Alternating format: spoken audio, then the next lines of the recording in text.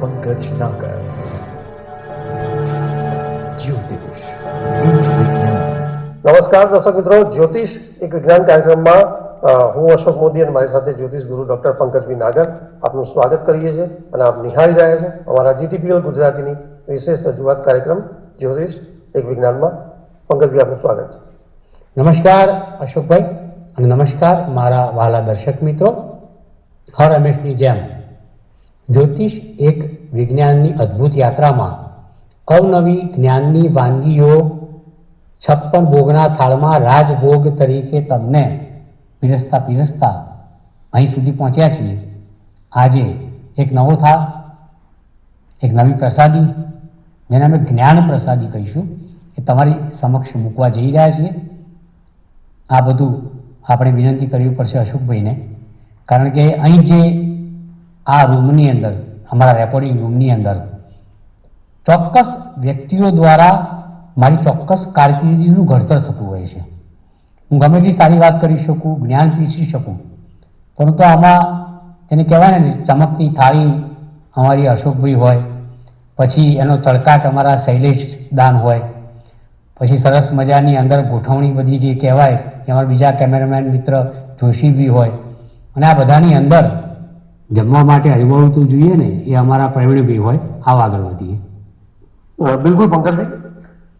દર્શક મિત્રો, ગત 2-3 એપિસોડથી આપણે ચર્ચા કરી રહ્યા છીએ કે જાતકની જન્મ કુંડળીમાં એવા કયા ગ્રહની વાત ચર્ચા કરી રહ્યા છે, જેમાં પંકજભાઈ આપણે વાત કરી હતી કે શેર બજારમાં જે બરબાદી કરતી હોય છે, સોનું ખરીદવામાં હોય, અથવા તો માથા ભારે જીતી બનાવતો હોય વ્યક્તિને, અથવા તો નાની નાની બાબતમાં હંમેશા વ્યક્તિ જ્યારે ટેન્સ રહેતો હોય છે અને અપસ્ટાર્ટ રહેતો હોય છે, તો એ આ જાતકની જન્મ કુંડળીમાં કયા એવા ગ્રહ યોગો બાધા કરતા હોય છે. અને છેલ્લે તો મને લાગે આપણે કેન્સરની પણ વાત કરી કે કેન્સર માટે જે ગ્રહ યોગો જે બનતા હોય છે એમાં કુંડળીના કેટલાક સ્થાનની પણ આપણે ખૂબ સુંદર તમે ચર્ચા કરી હતી અને દર્શક મિત્રોએ ખૂબ સરાહ્યું છે. અને પંકજભાઈ બીજા પણ આપણને ઘણા બધા સમાધાન માટે સવાલો મોકલ્યા છે. ત્યારે પંકજભાઈ આજે વાત કરીશું, જ્યારે ગ્રહ યોગની આપણે ચર્ચા કરી રહ્યા છીએ જાતકની જન્મ કુંડળીમાં, તો જે કોમન સવાલોમાં મુખ્ય સવાલો આજે છે કે જ્યારે ઘર લેવાની બાબત હોય, ઘર લેવામાં જે શુભ યોગોની વાત હોય, તો એવા જાતકની જન્મ કુંડળીમાં કયા ગ્રહ યોગો બનતા હોય છે, અથવા તો એ ઘર લેવામાં સુલભ બને, અનુકૂળ બને, તો એવા ગ્રહ યોગોની આજે ચર્ચા કરીશું. તો એક તો પહેલી વસ્તુ કે માનવી જન્મ લે ત્યાર પછી એની કેટલીક ખેવનાઓ, લીપ્સાઓ, ઈચ્છાઓ હોય છે કે ભાઈ એક સારો અભ્યાસ કરવું, સુંદર મજાની સુશીલ પત્ની મળે, સંતાન થાય અને પછી પોતાનું ઘર, પછી પોતાનું વાહન. એમ ઘર એ દરેકની એક અંતઃકરણની ખેવના અને ઈચ્છા હોય છે. મોટાભાગના જાતકો જે અમારી પાસે કુંડળી બતાવવા આવતા હોય છે એમાં 2 સમસ્યાઓ ઉડીને આંખે વળગે છે. એમાં અશોકભાઈ એક ખાસ કરીને લગ્ન જીવનના પ્રશ્નો અને બીજા ઘરનું ઘર. હવે લગ્ન જીવનના પ્રશ્નો સર્વવિદિત, સર્વ સામાન્ય અને જનરલ કેટેગરીના કહેવાય, કારણ કે દરેક સાથે લગ્ન જીવનની અંદર એક સમાન ઘટનાઓ બનતી હોય છે. આજ સુધી મારી પાસે એક પણ જાતક હિંમતપૂર્વક આગળ એવું નથી બોલી શક્યો કે મારું લગ્ન જીવન, હું ચેલેન્જ સાથે કહું છું કે બેસ્ટ છે એમ. એટલે સમજી લેવાનું કે જો આવું બોલે તો પત્ની જોડે હોય કે તો પત્ની જ્યારે પતિ હોય તો જ આવું બોલી શકે. પરંતુ પતિ પત્ની જ્યારે એપોઇન્ટમેન્ટમાંથી અલગ થાય તો ઘરે જઈને અલગ અલગ રીતે બંને ઇન્ડિવિજ્યુઅલ ફોન કરીને કહે કે યાર એ તો ઠીક છે, બોલવું પડે એટલે બોલ્યા. પણ આ ઘરની વાત એવી છે કે જેની અંદર આવા મતભેદ નથી હોતા. એ કોઈ એક જનરલ વિષય નથી, પરંતુ એક વ્યક્તિગત સમસ્યા છે. કારણ કે આજકાલ તમે જોઈ શકો છો, અમદાવાદ હોય, મેટ્રો સિટી હોય, મોટું શહેર હોય, દુબઈ હોય, સિંગાપુર હોય, પણ જાણે કોન્ક્રીટ જંગલ બની ગયું હોય એવી હાલત છે. ફ્લેટ લાગે કે આટલા બધા ભાઈ બનાવે છે એક સાથે 500 ફ્લેટ, પણ 1 મહિના પછી પૂછવા જાઓ એટલે બધા ફ્લેટ બુક થઈ ગયા હોય. એ આશ્ચર્યની વાત છે કે મારા જીવનની જો કોઈ એક એવી ઘટના તમારે મને પૂછ્યું હોય તો કહી શકું કે ભાઈ એવો તો કયો યુવક છે બિલ્ડર પાસે કે જેવા ફ્લેટ બનાવવાની જાહેરાત કરે અને 1 મહિનાની અંદર બધા ફ્લેટ ચિક્કાર ભરાઈ જાય. બિલકુલ બિલકુલ.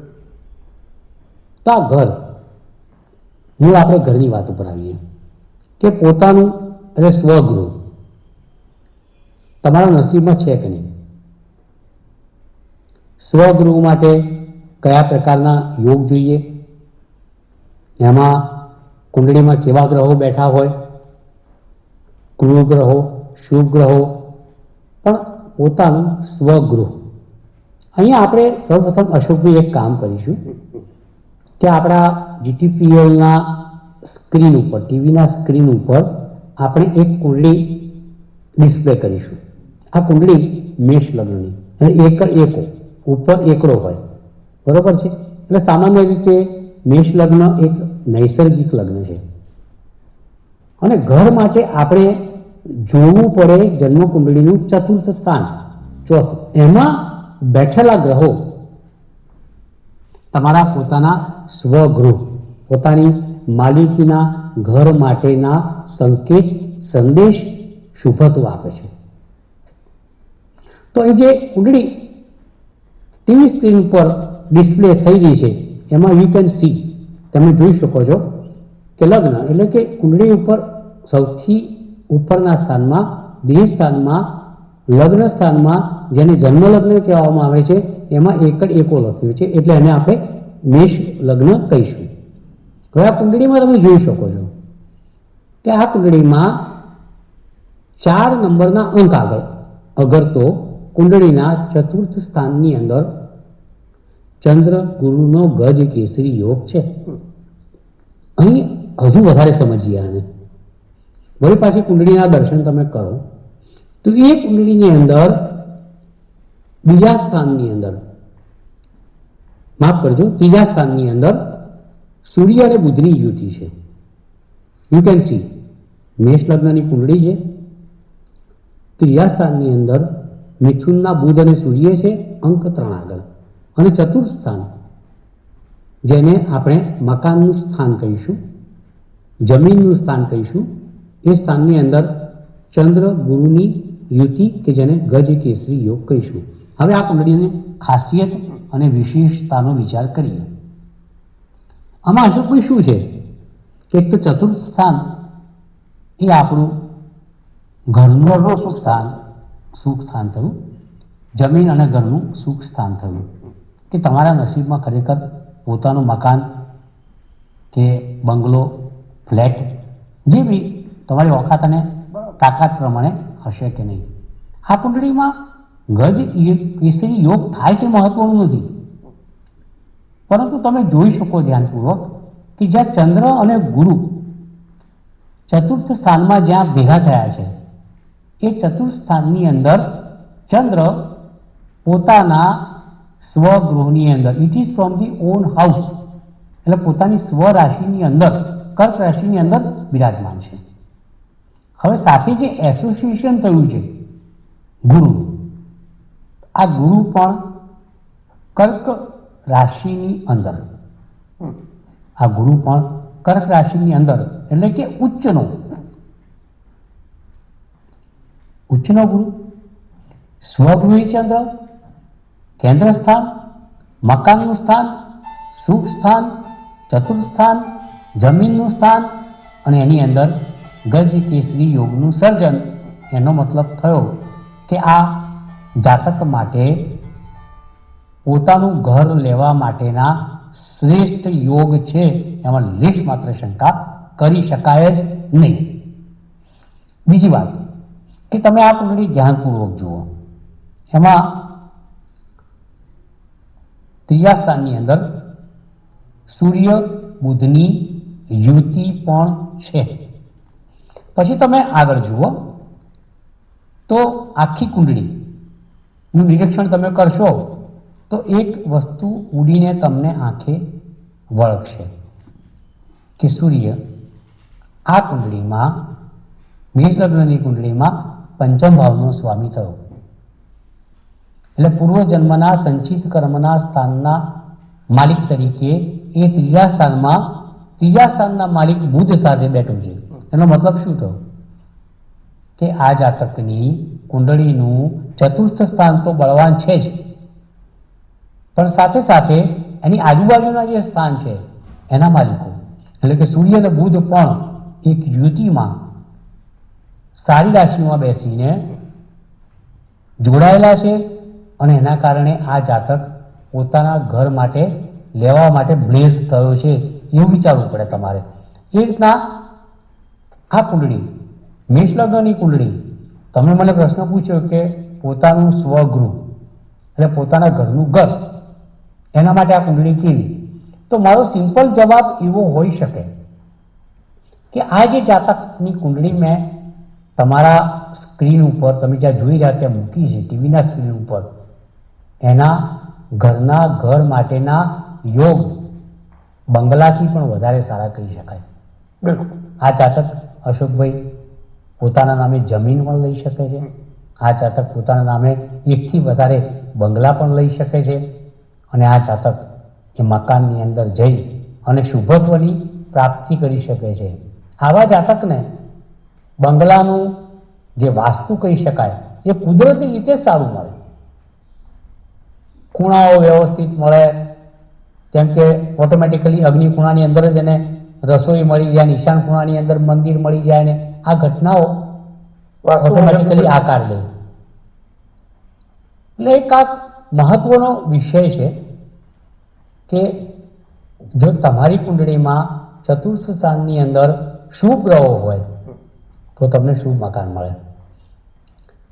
એની આજુબાજુ જે સ્થાન છે ચતુર્થ સ્થાનની આજુબાજુ ત્રીજું અને પાંચમું સ્થાન છે, જે એમાં પણ આજુબાજુ શુભ ગ્રહો બેઠા હોય તો એ ચતુર્થ સ્થાન તમારું શુભ કર્તરીની અંદર આવે.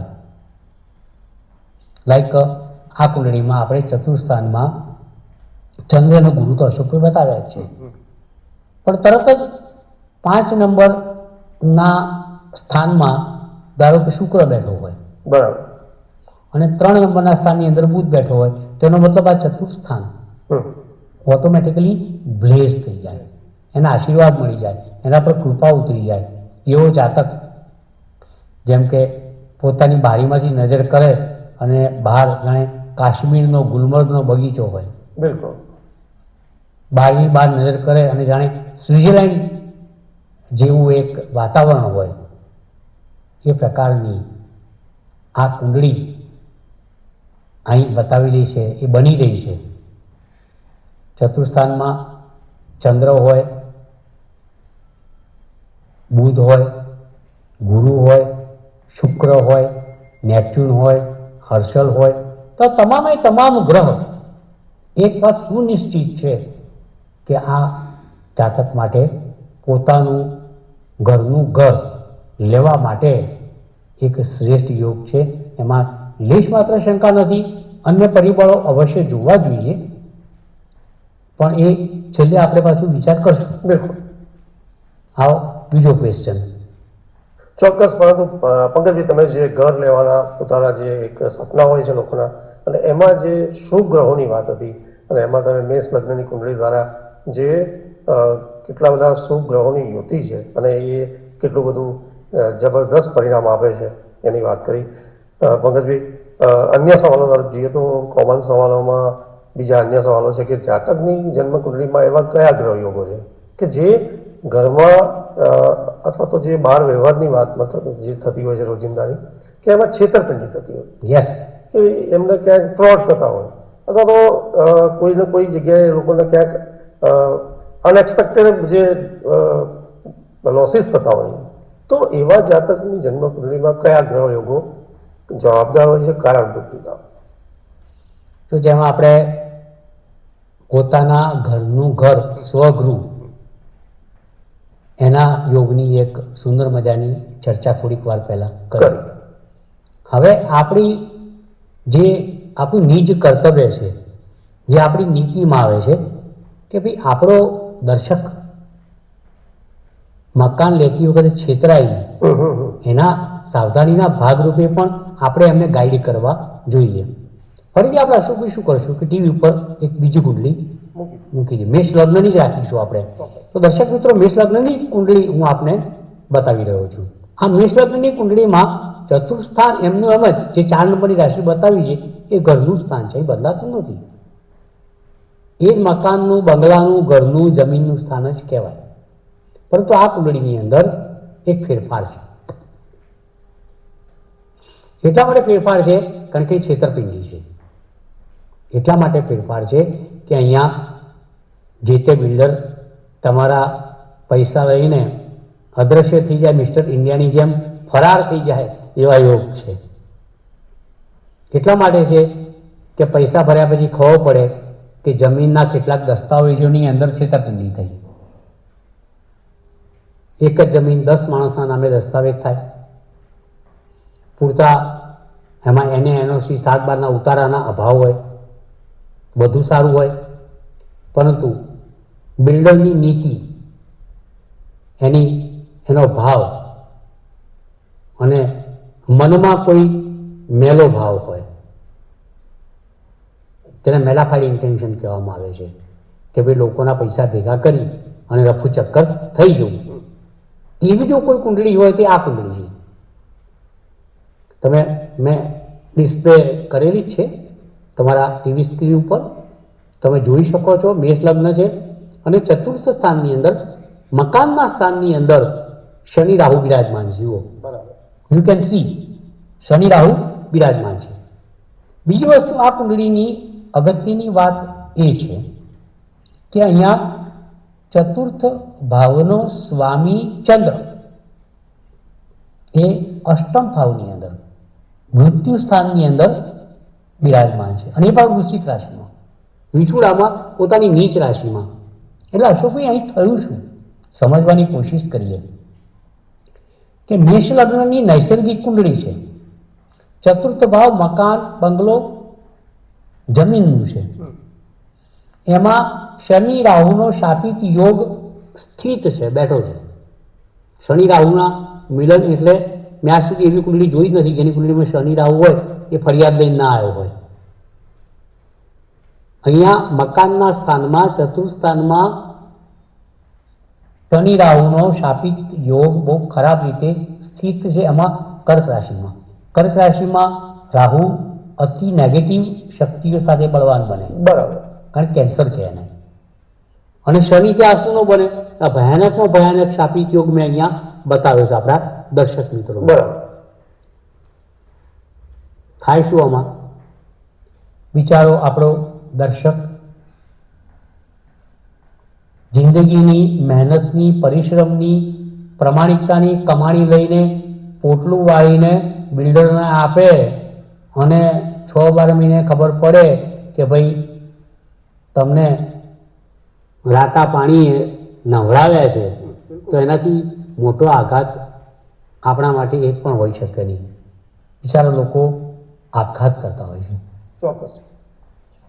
પાછું એ બતાવ્યું છે આ કુંડળીમાં, તમે જુઓ કે ચતુર્થ સ્થાનનો સ્વામી ચંદ્ર પોતાની નીચ રાશિ વૃશ્ચિક રાશિમાં અષ્ટમ સ્થાનમાં. આ એક કુંડળીનો એવો યોગ છે કે જેમાં મકાન, બંગલા કે જમીનમાં છેતરપિંડી થવાના કારણે એ જાતક બિચારો મૃત્યુ સુધી ધકેલાઈ જાય, આત્મહત્યા કરવા તરફ પ્રેરાય ત્યાં સુધીના યોગ છે આ કુંડળીમાં. કારણ કે એનો ચોથા સ્થાનનો સ્વામી ચંદ્ર નીચ રાશિમાં મૃત્યુ સ્થાનમાં બેઠો છે. આનાથી ખરાબ યોગ કયો હોઈ શકે? વધારે વાત કરું તો ચતુર્થ સ્થાન એ મકાનનું સ્થાન છે. એમાં શનિ રાહુ હોય, શનિ કેતુ હોય, શનિ મંગળ હોય, શનિ પ્લુટો હોય, શનિ ચંદ્ર હોય, તો તમામે તમામ આ પરિબળો જમીન, મકાન, બંગલાની લે વેચ દરમિયાન છેતરપિંડીના એક યોગ ઊભા કરે છે. એમાં લેશ માત્ર શંકા છે જ નહીં. ઉપરાંત અશોકભાઈ આટલી વાત કર્યા પછી let me have few words about દશા અને અંતરદશા. જો ચતુર્થ સ્થાનની દશા કોઈ ખરાબ ગ્રહની દશા હોય, લાઈક ચતુર્થ સ્થાનમાં રાહુ કેતુ બેઠા હોય, અગર એકલો કેતુ બેઠો હોય,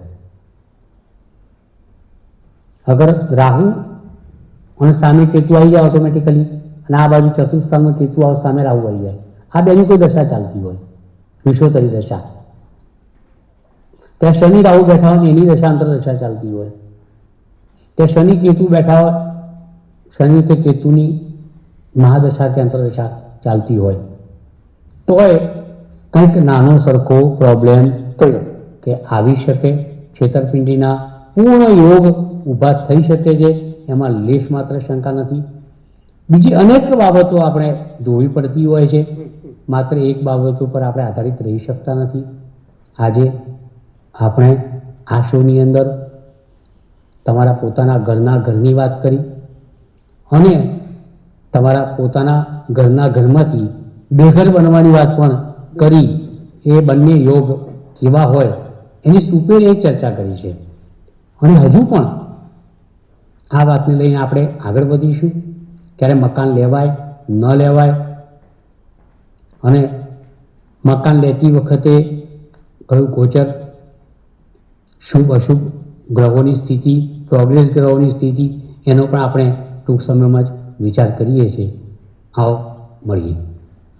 બિલકુલ પંકજભાઈ, પણ આજના એપિસોડમાં તમે ખૂબ જ સુંદર ચર્ચા કરી કે જે સવાલો હતા દર્શક મિત્રોના, કે જાતકની જન્મકુંડળીમાં એવા કયા ગ્રહો યોગો કે જે ઘર પોતાની માલિકીનું લેવું હોય તો એમાં કયા ગ્રહો યોગો શુભ બને છે. અને બીજી આપણે ચર્ચા કરી કે જે ઘરમાં જે છેતરપિંડી થતી હોય છે જાતક જોડે, તો એમાં તમે મેષ લગ્નની કુંડળી મૂકી અને જે ચતુર્થ સ્થાન સુખ સ્થાનમાં જે ગ્રહોની યુતિ છે એ કેવા પરિણામો અને કઈ રીતે આપણને એ પરિણામો કરતી હોય છે એની તમે ખૂબ સુંદર ચર્ચા કરી. અન્ય વાત જે પંકજભાઈ કીધું કે નેક્સ્ટ એપિસોડમાં પણ આપણે આને લગતી બાબતો જે શુભ બનતી હોય છે અથવા તો જે ઘર લેવા માટે ક્યારે અનુકૂળ બનતું હોય છે એની ચર્ચા આપણે નેક્સ્ટ એપિસોડમાં ચોક્કસ કરીશું. અત્યારે રજા આપશો. નમસ્કાર. જ્યોતિષ એક વિજ્ઞાન. નમસ્કાર દર્શક મિત્રો, હું છું ડોક્ટર પંકજ નાગર આપની સાથે. આજે વાત કરીએ તમને સમૃદ્ધ બનાવવાની, વાત કરીએ વર્ષા ઋતુ અને સ્વાતિ નક્ષત્રની. સ્વાતિ નક્ષત્ર અને વર્ષા ઋતુના સમન્વયમાં છીપા બને મોતી અને ચાતક પીવે પાણી. સ્વાતિ નક્ષત્ર આવી રહ્યું છે વર્ષા ઋતુમાં. તારીખ 7 સપ્ટેમ્બર શનિવાર બપોરે 12:34 થી 8 સપ્ટેમ્બર બપોરે 3:31 સુધી. આ નક્ષત્રની અંદર વરસાદ આવે તો એક કાચની કે પ્લાસ્ટિકની બોટલમાં પાણી ભરીને તમે તમારી તિજોરીમાં મૂકી રાખો. મારી તમને ગેરંટી છે તમે સુખી સમૃદ્ધ સંપત્તિવાન થશો. મારી શુભકામનાઓ. જ્યોતિષ એક વિજ્ઞાન. જ્યોતિષ એક વિજ્ઞાન કાર્યક્રમ અંતર્ગત સટીક ઉત્તર અને માર્ગદર્શન આપશે જ્યોતિષ શાસ્ત્રી ડોક્ટર પંકજ નાગર. આપ આપના સવાલોની સાથે પોતાનું નામ, જન્મ તારીખ તેમજ જન્મકુંડળી સહિતની માહિતી વોટ્સઅપ કરી શકો છો અમારા આ નંબર પર. આપના પ્રશ્નોના ઉત્તરો ડોક્ટર પંકજ નાગર આપશે. કાર્યક્રમ જ્યોતિષ. આપ જોઈ રહ્યા છો GTPL ગુજરાતી.